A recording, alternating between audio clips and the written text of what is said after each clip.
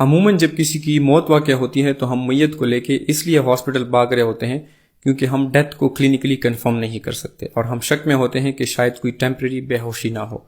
तो ये एक क्लिनिकल स्किल है जिसके 4-5 स्टेप्स है और इंटरनेशनल गाइडलाइंस के मुताबिक कोई भी हेल्थ प्रोफेशनल यानी नर्स या पैरामेडिक डेथ को डिक्लेयर और कंफर्म कर सकते हैं। इसके लिए किसी डॉक्टर की मौजूदगी लाजिम नहीं है। तो आज मैं आपको इस क्लिनिकल स्किल के बारे में बताऊंगा। किसी की डेथ को कंफर्म करने के लिए उसमें ये 4 फीचर्स लाजमी होने चाहिए। सबसे पहले है अनकॉन्शियसनेस यानी बेहोशी, और ये इरिवर्सिबल बेहोशी है, तो I will talk about it later. दूसरा है एब्सेंट ब्रीदिंग यानी सांस का ना लेना। तीसरा पॉइंट है नब्स का ना होना यानी एब्सेंट पल्सेस ना होना।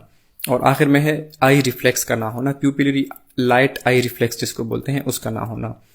और एक और इंपॉर्टेंट चीज ये है कि ये सारी चीजें इरिवर्सिबल होना। तो सबसे पहले बात करते हैं अनकॉन्शियसनेस के बारे में। नॉर्मली जब कोई अनकॉन्शियस होता है और वो रिवर्सिबल होता है तो वो इन 3 चीजों को अमूमन किसी एक को रिस्पॉन्स कर लेता है। सबसे पहले है रिस्पॉन्स टू वॉइस, यानी अगर आप उसको बुलाएंगे, आवाज से तेज बुलाएंगे तो शायद वो रिस्पॉन्स करे।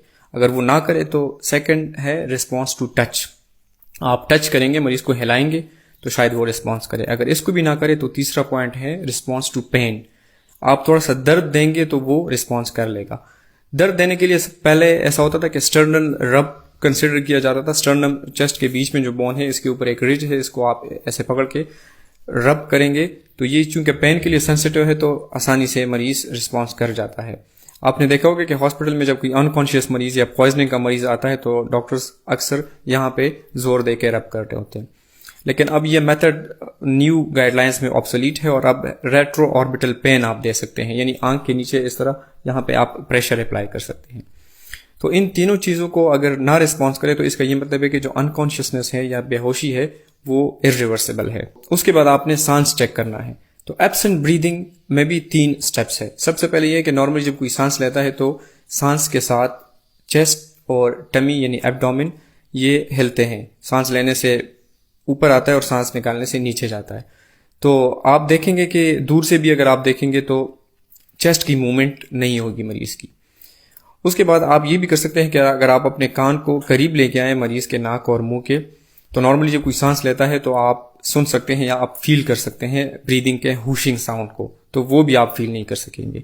और तीसरा, अगर आपके पास स्टेथोस्कोप है तो आप चेस्ट पर कम से कम 30 सेकंड से लेके 1 मिनट तक आप स्टेथोस्कोप रख के देख सकते हैं कि सांस की आवाज आ रही है या नहीं।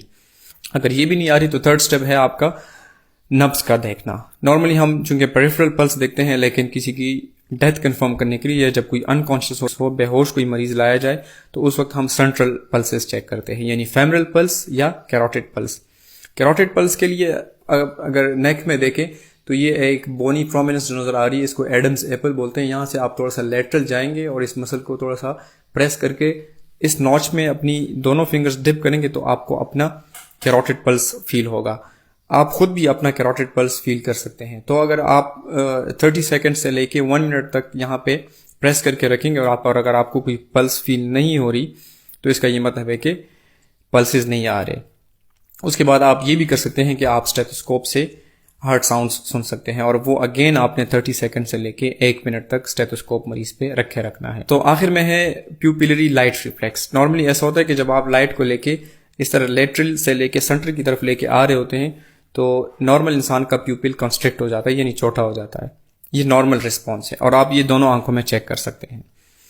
डेड बॉडी का प्यूपिल एक तो फिक्स होता है, यानी कि लाइट से वो कंस्ट्रिक्ट नहीं होता, छोटा नहीं होता, और दूसरा वो डायलेटेड, फिक्स डायलेटेड प्यूपिल होता है।